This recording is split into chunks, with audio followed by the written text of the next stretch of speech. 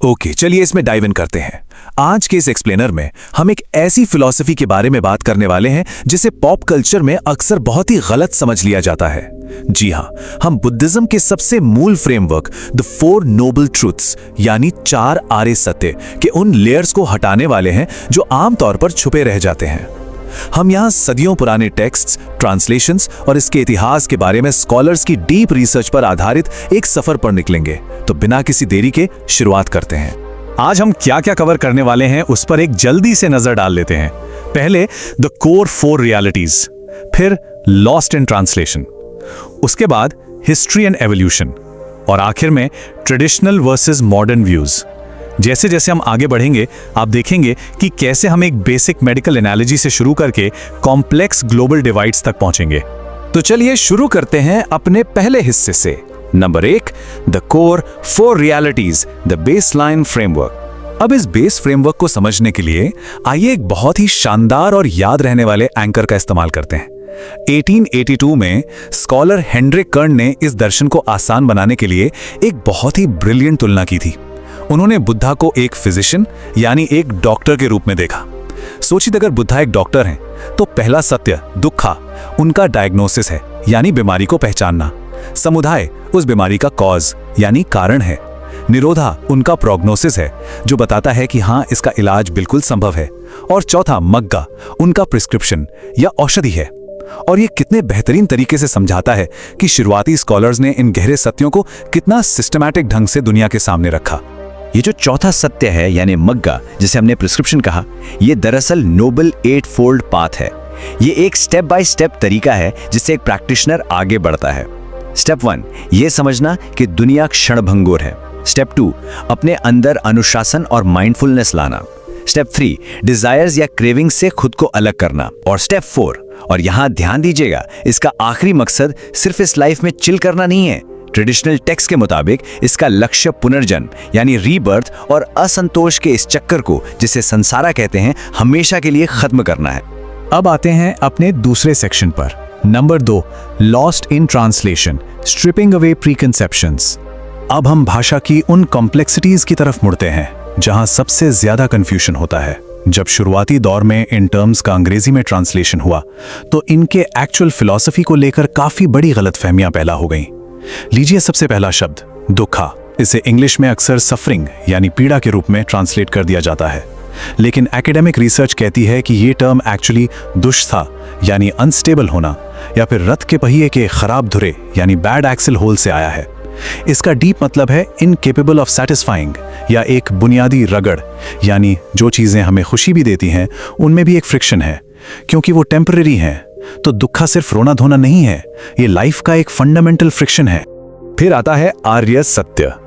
इसे आमतौर पर नोबल ट्रूथ्स कह दिया जाता है, पर विद्वानों के अनुसार सच्चाइयां खुद अपने आप में नोबल या महान नहीं होती हैं। एक्चुअली इसका ज्यादा एक्यूरेट ट्रांसलेशन है truths of the noble ones, यानी ये वो सच्चाइयां हैं जो उन महान लोगों को दिखाई देती हैं जिन्होंने स्पिरिचुअली एक ऊंचा मुकाम पा लिया है, जिन्हें आर्य या संत कहा जाता है। और उसके बाद है समुदाय। पहले हमने इसे मेडिकल एनालॉजी में कारण यानी कॉज कहा था, लेकिन लिटरली इसका अर्थ सिर्फ कारण नहीं है। इसका मतलब है एक साथ अस्तित्व में आना या कमिंग टुगेदर। ध्यान से सुनिए, क्रेविंग या प्यास अकेले दुख पैदा नहीं करती, बल्कि जैसे ही हम इस ट्रांजिएंट दुनिया को एक्सपीरियंस करते हैं, क्रेविंग और दुखा दोनों बिल्कुल एक साथ पैदा होते हैं। ये एक छोटी सी पर बिल्कुल गेम चेंजिंग डिटेल है। चलिए अब आगे बढ़ते हैं तीसरे हिस्से पर। Number 3, history and evolution, tracing the origins. अब यहाँ इन डेफिनेशन से निकलकर हम एक ऐसी चीज पर आते हैं जो शायद आपको सरप्राइज कर दे। परंपरागत कथाओं में बताया जाता है कि सारनाथ के डियर पार्क में बुद्धा का पहला उपदेश यही 4 सत्य थे। पर एक सेकंड रुकिए, क्या सच में ये उनके पहले शब्द थे? एकेडमिक कंसेंसस इस बारे में एक बिल्कुल अलग ही तस्वीर पेश करती है। अगर आप इस टाइमलाइन को देखें तो स्कॉलर्स बताते हैं कि सबसे अर्लीस्ट बुद्धिज्म में मूल फोकस सिर्फ ध्याना यानी ध्यान लगाने पर था। फिर टाइम के साथ उस दौर के टेक्स्ट्स में लिबरेटिंग इनसाइट यानी मुक्तिदायी ज्ञान को ज्यादा इंपॉर्टेंस मिलने लगी, ताकि उस वक्त के बाकी इंडियन रिलीजन्स को टक्कर दी जा सके। और होते होते करीब 5th सेंचुरी CE तक ये 4 सत्य थेरावादा परंपरा का एकदम सेंट्रल टीचिंग बन गए। यानी कि ये सडनली एक दिन में नहीं आए, बल्कि टाइम के साथ इवॉल्व हुए हैं। इस पर विद्वान एल.एस. कजिन्स का एक बहुत ही क्लियर ऑब्जर्वेशन है। वो कहते हैं इस उपदेश को बुद्ध के पहले उपदेश के रूप में बहुत बाद में आइडेंटिफाई किया गया था। स्कॉलर्स निष्पक्ष रूप से ये बताते हैं कि टेक्स्ट्स समय के साथ बदले हैं और काफी चांसेस हैं कि इन 4 सत्यों को पुराने टेक्स्ट्स में बाद में इंसर्ट किया गया था। तो यहाँ सबसे अहम बात यह है कि इन सत्वों का काम टेक्स्ट्स में 2 बिल्कुल अलग तरीकों से होता है। एक तरफ है इनका सिंबॉलिक फंक्शन, ये एक सिंबल्स हैं जो हर प्रैक्टिशनर को उम्मीद देते हैं कि हाँ, एनलाइटनमेंट मिल सकती है। और दूसरी तरफ है इनका प्रोपोजिशनल फंक्शन, यानी एक प्रैक्टिकल कंसेप्चुअल मैट्रिक्स या नेटवर्क जो स्टेप बाय स्टेप सिखाता है कि रिलीज या मुक्ति तक कैसे पहुंचा जाए। ये दोनों ही फंक्शंस टेक्स्ट में एक साथ पैरेलल चलते हैं। अब हम पहुंच गए हैं अपने आखिरी और सबसे इंटरेस्टिंग हिस्से पर। Number 4, traditional versus modern views, the philosophical divide.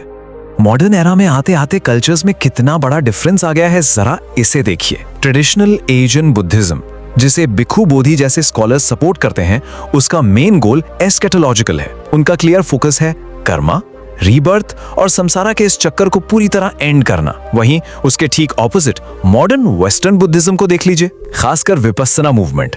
इनका लक्ष्य ज्यादा साइकोलॉजिकल है। ये आने वाले जन्मों की चिंता नहीं करते। इनका फोकस इसी करंट लाइफ में मेंटल पीस और हैप्पीनेस पाने पर है। ये अपने आप में एक बहुत बड़ा फिलोसॉफिकल डिवाइड है। और इस डिवाइड को और भी एक्सट्रीम लेवल पर ले गए थे इंडियन लीडर B.R. अम्बेडकर। उन्होंने तो ट्रेडिशनल 4 साथियों, कर्मा और पुनर्जन्म के इन कॉन्सेप्ट्स को ओपनली रिजेक्ट कर दिया था। उनका मानना था कि ये सब, उनके ही शब्दों में कहूं तो, गलत सोच रखने वाले भिक्षुओं का आविष्कार था। ये क्लियरली दिखाता है कि मॉडर्न एज में इस फिलॉसफी को कितने अलग अलग नजरियों से देखा गया है। अंबेडकर की इस मॉडर्न सोच से एक नए फ्रेमवर्क का जन्म हुआ, जिसे नवायाना बुद्धिज्म कहा जाता है। नवायाना परंपरागत पुनर्जन्म और संसार के चक्कर को पूरी तरह नकारता है। इसके बजाय ये इस फिलॉसफी को एक नया मोड़ देता है, सोशल चेंज और क्लास स्ट्रगल के लिए। इसका मकसद किसी अगले जन्म की मोक्षा नहीं, बल्कि इसी धरती पर और इसी समाज में सौरो और हैप्पीनेस के बीच एक बैलेंस बनाना है। लेकिन फिर सेक्युलर रिजेक्शंस के बिल्कुल कॉन्ट्रास्ट में दलाई लामा का इस सब्जेक्ट पर एक बहुत ही न्यूआंस्ड स्टैंस है। वो कहते हैं कि तिब्बतन परंपरा में पुनर्जन्म पर विश्वास करना आज भी अनिवार्य है, पर, और ये पर बहुत जरूरी है, बिना किसी आत्मा या परमानेंट सोल के। यानी रीबर्थ तो होता है, लेकिन एक सेल्फलेस कॉन्शियसनेस का। ये ट्रेडिशनल कॉन्सेप्ट को मॉडर्न लॉजिक के साथ कितने यूनिक तरीके से बैलेंस करता है ना। तो इस पूरे सफर के बाद हमारे सामने एक बहुत ही गहरा और सोचने पर मजबूर कर देने वाला सवाल आकर खड़ा होता है। सोचिए, क्या कोई फिलॉसफी सच में अपने मूल रूप में इंटैक्ट रह सकती है अगर उसकी सबसे फाउंडेशनल प्रेमिस, जैसे कि पुनर्जन्म, को ही बिल्कुल हटा दिया जाए? जैसा कि आज हमने देखा, 4 नोबल ट्रूथ्स की समझ और अनुवाद सदियों से बदलते आए हैं और ये डिबेट आज भी उतनी ही जिंदा है। आगे चलकर बुद्धिस्ट मॉडर्निज्म का फ्यूचर क्या होगा, ये देखना वाकई दिलचस्प होगा। खैर, इस सोर्स मटेरियल की आज की डीप डाइव में बस इतना ही।